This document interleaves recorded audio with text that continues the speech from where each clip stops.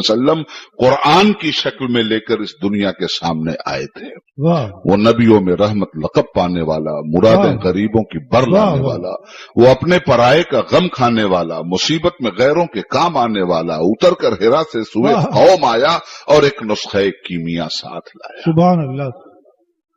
इल्म की ताकत बड़ी जबरदस्त ताकत है, बहरानी कुव्वतों का गला दबाने वाली ताकत है। अल्लाह के हबीब सल्लल्लाहु अलैहि वसल्लम ने इरशाद फरमाया कि इल्म की इफादियत यह है कि तुम मां की गोद से लेके कब्र की आगोश तक इल्म हासिल करो। इल्म अगर मुल्क चीन में मिल रहा है तो वहां तक दौड़ने से भी बाज मत आओ। इल्म नूर है, उजाला है, लाइट है। और उजाले लाइट की इफादियत क्या है?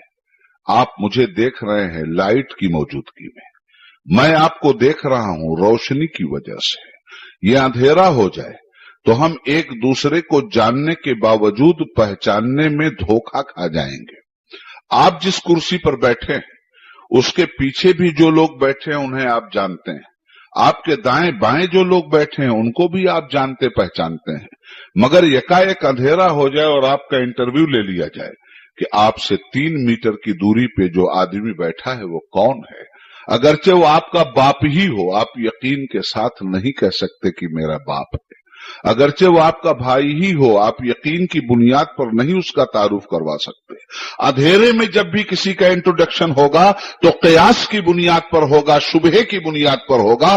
कयास और शुबहा यकीन की मंजिलें इंसान को नहीं अता कर सकते। हाँ, यकीन का उजाला तो इल्म अता करता है, रोशनी अता करती है।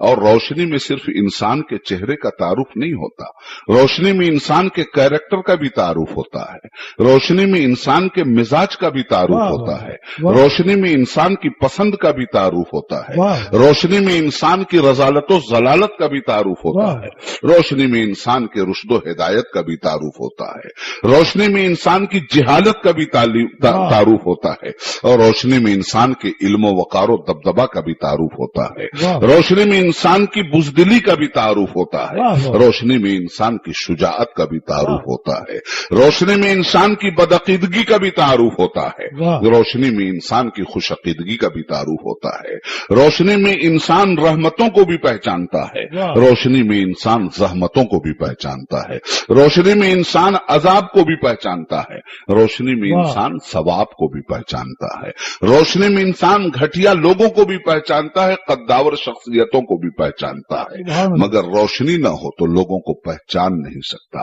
अल्लाह के हबीब ने कितनी नफ्सियाती बात कही है सल्लल्लाहु अलैहि वसल्लम, अल इल्मु नूर, एजुकेशन लाइट है, इल्म रोशनी है, और रोशनी में आप खुद ही भी पहचान सकते हो, मार्फत खुदाबंदी भी आप पर आश्कारा होती है। वो चीज है इल्म की रोशनी। इल्म की रोशनी ही आपको बताती है कि छोटे के लिए प्यार कैसे होना चाहिए। इल्म ही बतलाता है कि बड़े का वकार कैसे कायम हो सकता है। इल्म ही बताता है कि मजहब का दबदबा कैसे कायम हो सकता है। इल्म ही बताता है कि दस्तूर और आईन का इम्प्लीमेंटेशन कैसे हो सकता है।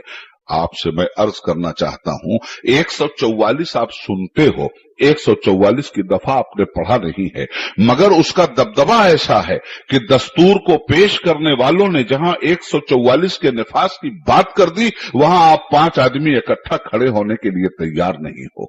ये क्या है? इल्म की रोशनी में दस्तूर मुरत्तब होते हैं, इल्म की रोशनी में आईन मुरत्तब होते हैं, इल्म की रोशनी में कानून मुरत्तब होते हैं।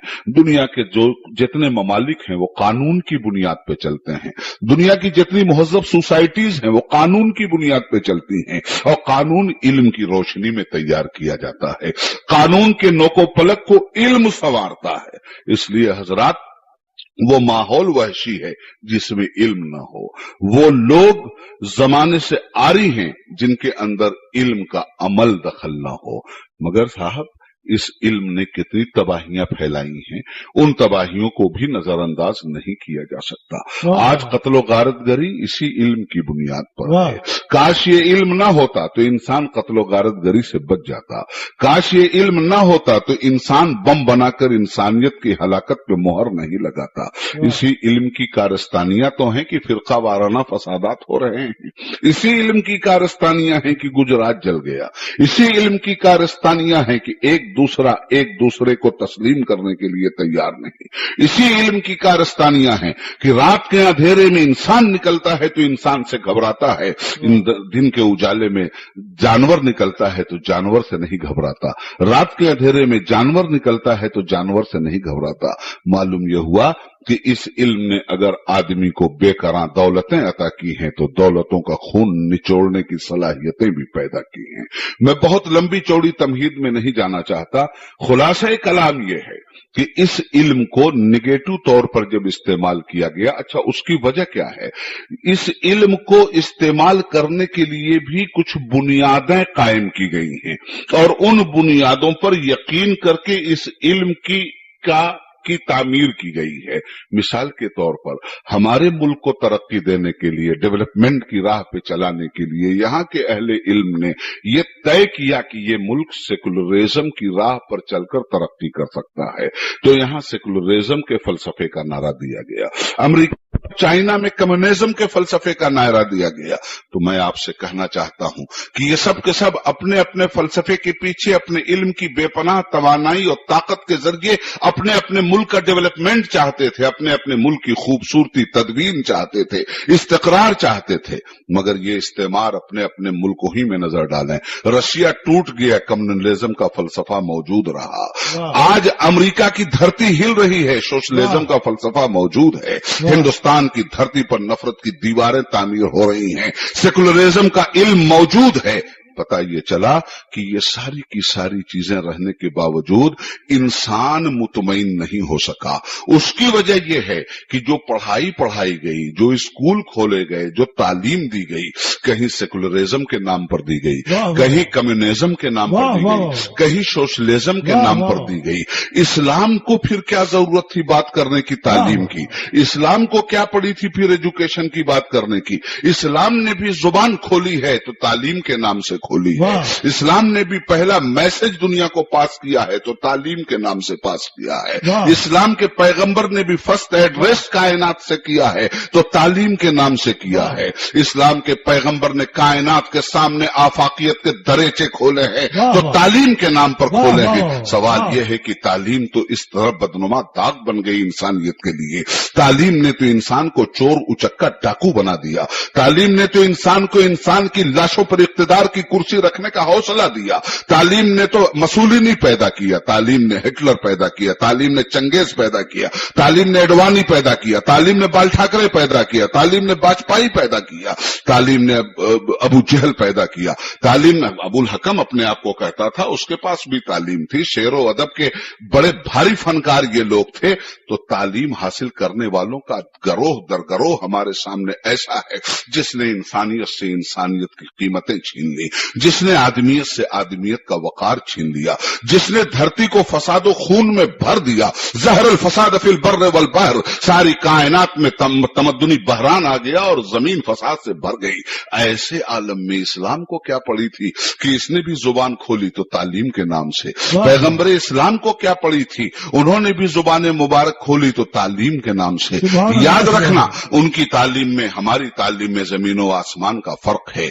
कम्युनिज्म के नाम से तालीम का यकीन यहाँ रशिया में दिलवाया गया, सेकुलरिज्म के नाम से तालीम का यकीन हिंदुस्तान में दिलवाया गया, सोशलिज्म के नाम से तालीम का यकीन अमेरिका में दिलवाया गया। सबने पढ़ा, सबके नाम से पढ़ा, मगर मोहम्मद अरबी सल्लल्लाहु अलैहि वसल्लम ने नेगेटिव तालीम का सद्देबाप करने के लिए जब दुनिया को तालीम का हुक्म दिया तो मोहम्मद अरबी सल्लल्लाहु अलैहि वसल्लम से भी आके कहने वाले ने कहा था इकरा, आपने फरमाया मां अना बेकारी। फिर वो कहते हैं इकरा, आप फरमाते हैं मां अना बेकारी। फिर तीसरी बार कहते हैं इकरा, आप कहते हैं मां अना बेकारी, मैं नहीं पढ़ने वाला। जिब्रील कहते हैं पढ़ो, आप कहते हैं मैं नहीं पढ़ने का। चौथी बार वो कहते हैं इकरा बिस्मे रब्बिकल लज़ी, तो रसूल करीम ने पढ़ना शुरू किया, पढ़ो रब के नाम से। पता ये चला कि कायनात की तबाही सबके नाम से पढ़ने में पोशीदा है और कायनात की आबादी रब के नाम से पढ़ने में पोशीदा है। तकबीर, नारे रिसालत,